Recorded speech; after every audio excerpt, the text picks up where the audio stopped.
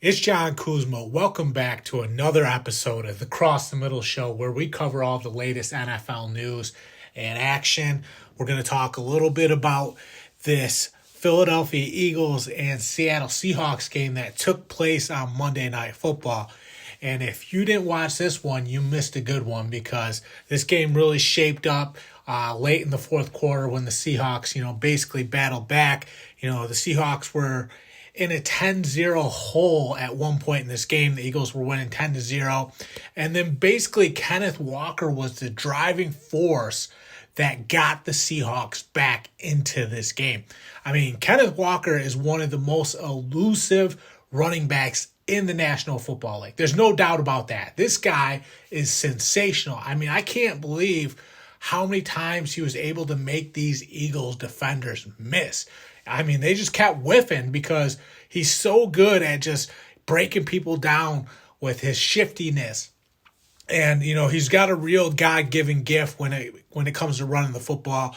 They really put a lot on Kenneth Walker when they were down 10-0. And funny, as soon as they started feeding Kenneth Walker, the Seahawks came storming back. I mean, a couple nice runs, catching the football, scores a touchdown. I mean, Kenneth Walker was doing it all in this game for the Seahawks. And, I mean, if he keeps playing like that, I mean, we're talking about a team that is capable of winning out and maybe sneaking into these playoffs. And then they know the recipe for success when it comes to their team. It's through Kenneth Walker. Keep in mind, Geno Smith was out of action in this game. It was Drew Lock who had to step in, and he basically got the nod. I guess you can say he did get the nod for the Seahawks in this game. And, Drew Lock did a good job of getting the ball to DK Metcalf. Drew Lock right away was getting the ball to Jackson Smith and Jigba too. So he's doing a good job of, getting the ball out to his weapons. And then late in the game, he hits DK Metcalf on I think 3 passes on the final drive. 3 passes, some nice throws to DK Metcalf. One throw almost got picked off, I think, by James Bradbury. DK Metcalf kind of stole it away. And then Drew Lock went deep to DK Metcalf down. I think it was the right sideline where DK Metcalf made a catch really when he was getting squeezed between the corner and the safety. He went up above both defenders, made the catch, was able to get down inbounds. A big play by DK Metcalf and a nice throw by Drew Lock, which got the Seahawks in position where you could kind of see that, okay, they got a shot in this game. They're going to have a shot to make something happen. And then, it might have been the very next play, Drew Lock gets a one-on-one with Jackson Smith and Jigba on James Bradbury, and Jackson Smith and Jigba goes vertical. Drew Lock throws it out in front of Smith and Jigba, and you want to talk about a full extension fingertip catch on the back of the football, then brings it in, kind of bobbles it a little bit, but gets control of the catch before he goes out of bounds. Just a great catch all around by Jackson Smith and Jigba in a crucial moment to win the game. So much pressure. Wasn't an easy catch by any means. That ball was out in front of Jackson Smith and Jigba. Like I said, full extension, not an easy catch. Not a lot of receivers are able to fingertip that catch. And he didn't have good control of it right away just because he stuck his hands out and got his hands on it. But then he had to bring it in and kind of cradle it. The ball's kind of bobbling around. He was able to secure it before he goes out of bounds. Great concentration throughout the process of the catch. A great play, a big-time play. Clutch, just a clutch moment for Jackson Smith and Jigba. He's got the clutch gene in him after that. And all the people who are wondering whether or not Jackson Smith and Jigba was worth the first-round pick, I think he proved it right there off that play alone, because he kept the Seahawks' playoff hopes alive. If they lose that game, they might not have a shot at making the playoffs. But Jackson Smith and Jigba steps up, makes the big play. And then after the game, you see Drew Lock talking to the press and talking about how long it's been since he's got a shot to play and how his teammates rallied around him and how, everybody supported him and how emotional he was because it's just been such a long time. He kind of was doubting himself whether or not he still had it, whether he could play at this level, just because he said it was human nature because it's been so long since he's played. And then to be able to get the nod because Geno Smith can't go, and for him to step up and then keep the Seahawks season alive, they're going to have a shot to maybe go on a run here and snag one of those wild card spots. But they wouldn't have had a chance if Drew Lock, Jackson Smith-Njigba, DK Metcalf, Kenneth Walker didn't step up when they needed to. Those guys did a really good job. And then how about Julian Love on the defensive side of the ball? Jalen Hurts took a shot deep, and then Julian Love picks the pass off in the end zone. And then Julian Love gets another one late in the game after Jackson Smith-Njigba scored the go-ahead touchdown. The Eagles had a little bit of time to march the field. Jalen Hurts scrambled for a big pickup. So I think they only had like 13 seconds left in the game at that point. And Jalen Hurts throws the ball deep. Julian Love comes out of nowhere, one of the most acrobatic interceptions I've seen. I mean, this guy is soaring through the air, moving horizontally through the air, basically. The hang time on this interception is incredible. Comes down, gets both feet in, and secures the win for the Seahawks just with an incredible interception. Huge night for Julian Love. Two picks, both were big-time picks, one in the end zone to prevent a touchdown, another one to seal the deal for the Seahawks in this game. He's having a good night tonight, feeling good after that performance. How could he not? I mean, he was incredible in that game. Big-time playmaker for the Seahawks on the back end of that defense. And his future is only getting brighter. You have a game like that, you start gaining even more confidence and you start to realize, hey, my ability to track the football back there, almost like a center fielder in baseball, is pretty unique. And I have this awareness, and not only this awareness to read where the quarterback's going with his eyes, but I'm also good at tracking the football. I have the speed to close the distance and take away the separation that these wide receivers are trying to get, and then the acrobatic abilities to fly through the air and complete these interceptions that are not easy to make. That last interception he made to seal the game, not a lot of DBs are making that pick. I mean, he was like Superman flying through the air on that one. So just a good night all around for the Seahawks. Able to battle back. Pete Carroll was feeling it. Drew Lock gained some confidence by stepping in and doing his thing at the quarterback position. DK Metcalf, big catches down the stretch that put this team in a position to get that Jackson Smith-Njigba touchdown late in the game. Jackson Smith-Njigba was really on the same page with Drew Lock from the get-go in this game, and then ultimately that built up into the final play when Jackson Smith-Njigba beat James Bradbury on the one-on-one. I think it was cover one. He just got over top of Bradbury there and was able to run down the pass that was out in front of him. Great job overall by the Seahawks, and that's going to be some momentum for them heading into these 3 games left. I mean, there's not a lot of action left. Seahawks get a big win. Great work to everybody in that organization. On the opposite side of the coin, we have the Eagles, and man, the Eagles they're flatlining right now. I mean, we're talking about their 3rd loss in a row, and over these past 3 games, they've looked lackluster. They've looked vulnerable at times.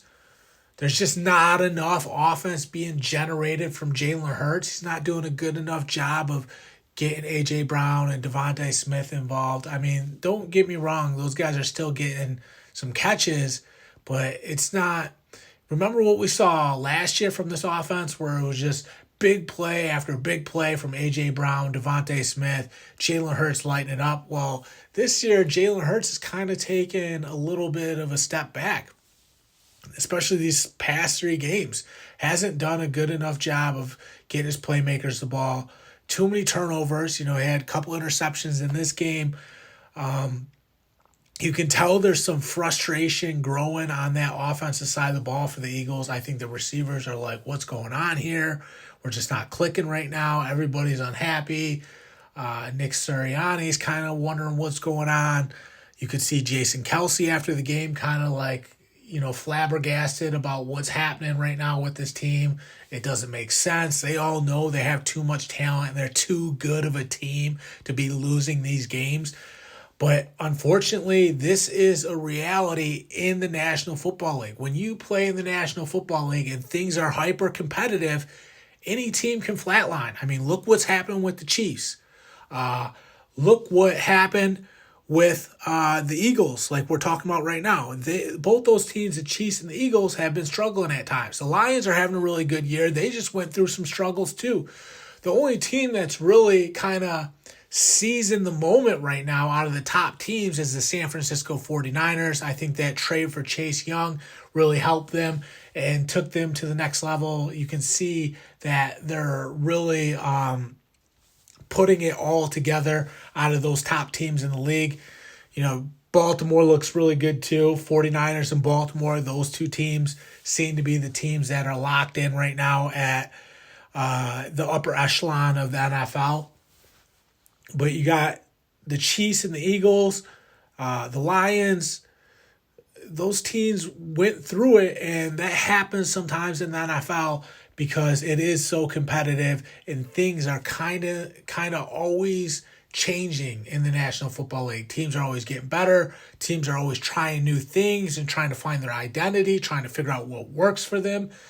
And I think the thing for the Eagles to get out of this funk is they got to go back to trusting DeAndre Swift and Kenneth Gainwell. Get back to the ground game. They saw firsthand what the ground game did for the Seattle Seahawks in this game with Kenneth Walker. You got to trust DeAndre Swift. You have to trust Kenneth Gainwell. Those guys can run the football. I mean, those guys with that offensive line can chop some things up, especially when you feed DeAndre Swift. The Eagles were at their best early on in the season when DeAndre Swift was having a much bigger role than he's been having recently. It seems like this offense has shifted to a pass-heavy offense where the whole offense is flowing through Jalen Hurts and A.J. Brown and Devontae Smith. I don't know if the Eagles are at their best when they play that style of football. I think they're at their best when they're feeding DeAndre Swift and they're letting the play action open up, and it's giving them more phases to their offense because defenses get sucked in trying to stop DeAndre Swift. Then you have Kenneth Gainwell coming in to spell DeAndre Swift, and basically you have this 2-headed rushing attack that is the focal point of the offense, and then you let Jalen Hurts play off of that. And then there's the big play to A.J. Brown, Devontae Smith, Dallas Goedert, and the rest of these guys. But when you shift it to a pass-heavy offense and then DeAndre Swift has a minimal role and Kenneth Gainwell is almost non-existent, you're not playing to your strengths if you're the Eagles. Jalen Hurts is a good quarterback, but I mean, he's looked a little bit sloppier with his mechanics lately. It looks like there's a hitch in his throwing motion. It almost looks like he's back at Alabama. At Alabama, when he was playing at Alabama, when he lost the job to Tua Tagovailoa, I wasn't even sure that this guy could be an NFL quarterback. It almost felt like he was a college quarterback. And then he goes to the Eagles. Carson Wentz is a starter. Eventually, after that didn't work out, Jalen Hurts takes over, which was basically this past year, a year ago, and he really stepped up as a passer and did a good job of making all the throws and at least looking the part of an NFL quarterback. Well, now he's kind of almost regressing a little bit, starting to look at like how he did at Alabama, where you're kind of unsure, like, okay, does this guy have the arm to be an NFL quarterback? I mean, most of his stats are coming off the tush push, scoring touchdowns. I mean, now I think this is a slump more than Jalen Hurts actually not being good enough to be an NFL quarterback. I think he's in a little bit of slump. We just saw Jared Goff with the Lions go through a slump. He bounced back and had a 5-touchdown game just recently. Look at Dak Prescott. A year ago, Dak Prescott was under a lot of fire because of all the interceptions, and people were wondering if he was good enough to be an NFL quarterback. And now Dak Prescott's playing outstanding football. So Jalen Hurts just has to get out of the slump. He just has to get back on track and get his confidence back and start making throws, and it becomes fluid again after you get through the bad stretch. But, if it doesn't get better and he keeps having turnovers, the questions are going to keep popping up and people are going to be on the fence about him. And then what happens is the front office with the Eagles start to wonder if they have to get better at quarterback. I really don't want to see that happen with Jalen Hurts because he's such a good dude and such a good leader. Even when he's not throwing the ball well, he's still such a great leader, and he's been so beneficial for that football team that I hope he figures it out and things get worked out.